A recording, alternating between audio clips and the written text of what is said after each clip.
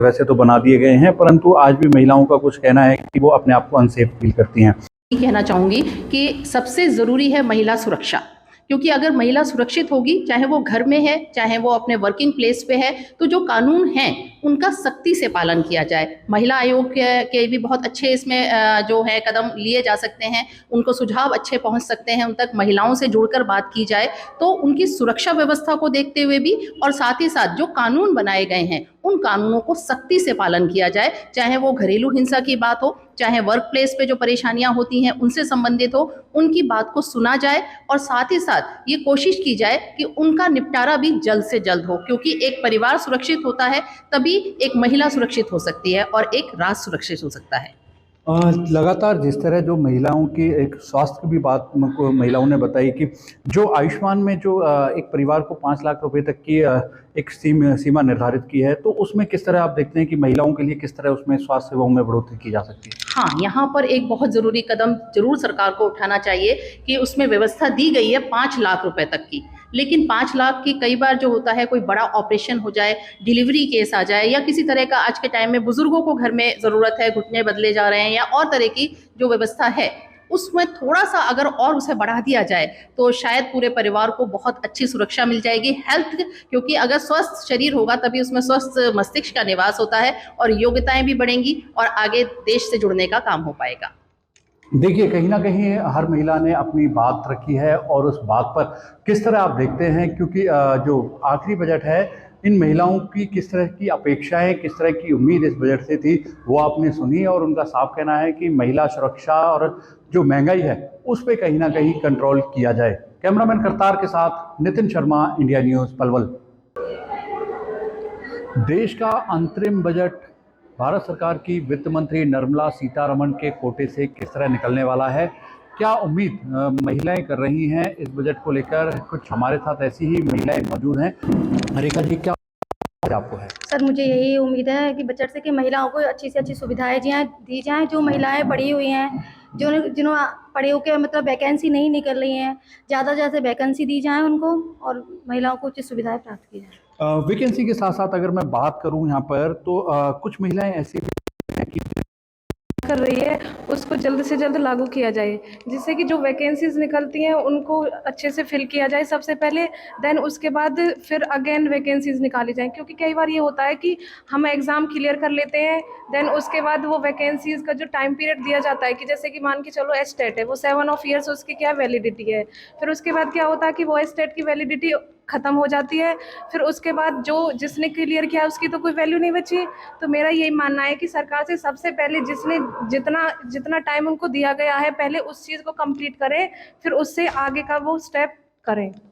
देखिए, कहीं न कहीं महिला आरक्षण लागू तो कर दिया है, परंतु उसको किस तरह इम्प्लीमेंट किया जाए, ये सबसे बड़ी एक कहीं न कहीं चुनौती है। क्या नाम है आपका? बृजवती। बृजवती जी, क्या उम्मीद इस बजट से आपको लगती है, क्योंकि सरकार का आखिरी बजट है? मैं चाहती हूँ कि सरकार महंगाई को कम करे और हमारे जो सिलेंडर हैं घरेलू उपयोग में हो रहे हैं, तो उनकी महंगाई को भी कम करे और हमारी दाल सब्जियों में उसकी महंगाई को भी कम करे। देखिए, कहीं न कहीं घरेलू महिलाएँ इस उम्मीद में हैं कि सरकार महँगाई कम कर सके, क्योंकि अगर सरकार महँगाई कम करती है तो किस किस तरह के फ़ायदे रसोई में मिलते हैं, ये भी एक अमूमन बात है कि महिलाओं को उम्मीद रहती है। किस तरह आप मानते हैं इस बजट को लेकर? सर देखो, महंगाई कोरोना के बाद काफ़ी बजट बिगड़ा है, तो मैं सरकार से वैसे ये उम्मीद करूंगी कि आजकल महिलाएं हैं, पहले से ही महिलाओं पे इतना ध्यान नहीं दिया जा रहा है, महिलाएं बाहर निकलती हैं अपने आप को अनसेफ महसूस करती हैं, आज भी वो फ्रीडम नहीं है। तो मैं सरकार से यही गुजारिश करूंगी कि वो महिलाओं के लिए परिवहन या ऐसे साधन बनाएं जिससे कि वो बेफिक्र होकर घर से बाहर निकल सके, अपने आप को सेफ महसूस करें। देखिए, महिला सुरक्षा एक देश का सबसे बड़ा कहीं न कहीं एक मुद्दा है और आज भी महिलाएं अपने आप को अनसेफ फील करती हैं, तो ऐसे में महिलाओं के लिए पूरी सुरक्षा एक जिम्मेवारी सरकार की बनती है। और भी महिलाएं हमारे साथ मौजूद हैं। क्या नाम है आपका? पूजा। पूजा जी, किस तरह की उम्मीद आपको इस बजट से? सर, मैं यही चाहूँगी कि सरकार हमारी इस अपील को स्वीकार करे और महंगाई कम से कम करने की कोशिश करे।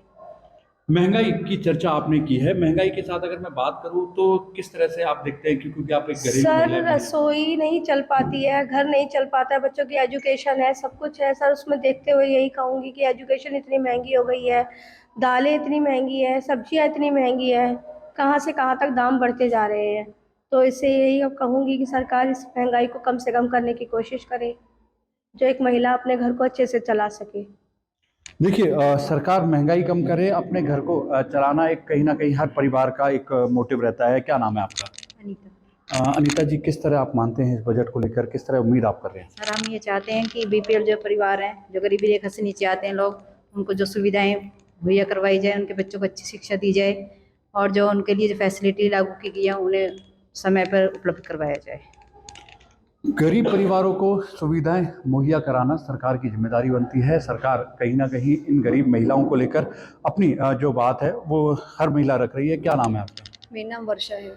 क्या उम्मीद आपको इस बजट से? मेरे को उम्मीद है कि जो आजकल लड़कियां हैं जो अपने आप को सेफ नहीं कर पा रही हैं, क्योंकि आज जो भी लड़कियां हैं वो रात की शिफ्ट समझ के कि जॉब को ही छोड़ देती हैं, तो सरकार को ऐसी फैसिलिटी प्रोवाइड करनी चाहिए कि रात को एक ऐसी बस प्रोवाइड करनी चाहिए जो मतलब लेडीज़ का एक टाइम हो कि हाँ भाई इतने टाइम से कि ये जॉब टाइमिंग ये है, तो उसी टाइम पे वो लेडीज़ आएँ तो अपने आप को सेफ रखें। वो तो जितना वो हो रहा है कि आज सरकार में और बाल विवाह हो जाता है इसी एज में ही, तो कोई कानून ऐसा बनाया जाए सर ताकि में हाँ बच्चे सेफ रह सकें। बच्चे सेफ रह सकें।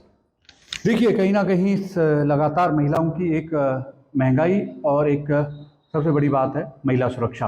अगर मैं बात करूं आपसे तो क्योंकि आप एक गृहिणी भी हैं और वर्किंग भी हैं, तो किस तरह आप देखते हैं, क्योंकि रसोई का जो बजट रहता है, महंगाई लगातार बढ़ती जा रही है, सब्जियों के दाम बढ़ते जा रहे हैं, तो सरकार से किस तरह की उम्मीद आप इस बजट को लेकर कर रहे हैं? जी, एक तो ये है, मेरा नाम मीनाक्षी शर्मा है। एक तो ये महंगाई बहुत हो चुकी है। जो गरीब हैं वो पहले कहते थे ना कि भाई दाल रोटी सबकी, तो अब दालें ही इतनी कहते हैं ना सोने के भाव बिक रही है, तो गरीब इंसान कम से कम इतना तो हो कि दाल तो खा ही सके। और एक सेकंड ये कहना चाहूँगी, प्राइवेट स्कूल में जो डोनेशंस होते हैं वो कम करके या ना लेके प्लीज़ पेरेंट्स के हिसाब से देखा जाए, फीस कम की जाए प्राइवेट स्कूल्स में।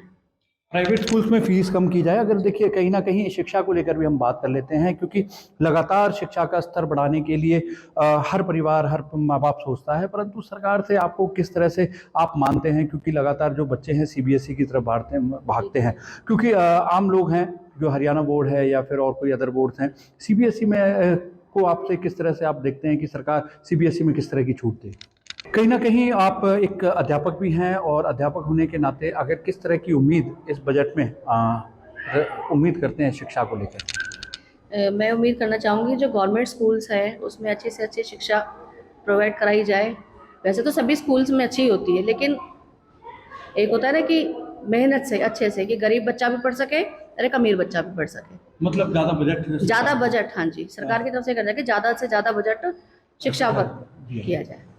देखिए कहीं ना कहीं हर महिला अपने बच्चों को लेकर भी, देखिए मैं सबसे पहले तो यही कहना चाहूँगी कि जो सरकार वित्त मंत्री हैं वो खुद एक महिला हैं, तो इन सारी परेशानियों को वो बहुत अच्छे से समझ सकती हैं, जान सकती हैं कि क्या क्या महिलाओं को परेशानियाँ होती हैं। तो चाहे वो महंगाई की बात है, चाहे वो घर की गैस की बात करें, हम सिलेंडर सस्ता होना चाहिए, और साथ ही साथ दालें हैं, सब्जियां हैं, जो दाल रोटी की सवाल है वो सभी कुछ है इसके अंदर जुड़ा हुआ। तो वित्त मंत्री से हम अपनी महिला होने के नाते उनसे यही उम्मीद करेंगे कि हमारी महिलाओं को, चाहे वो 33% आरक्षण की बात है, चाहे वो दालें या हमारी गृहस्थी से जुड़ा हुआ हमारा बजट है, उस सभी के लिए उन सबको ध्यान में रखते हुए टैक्स स्लैब्स की भी बात करूंगी मैं। इसमें भी बहुत सारी छूट दी जा सकती हैं। जो महिलाएं, विवाहित महिलाएं हैं, उनके भी इसमें अगर छूट मिलती है तो बहुत अच्छा रहेगा, और एक अच्छा बजट जो सभी के लिए अच्छा हो, इस तरह की कोशिश करते हुए वो बजट को बनाएं।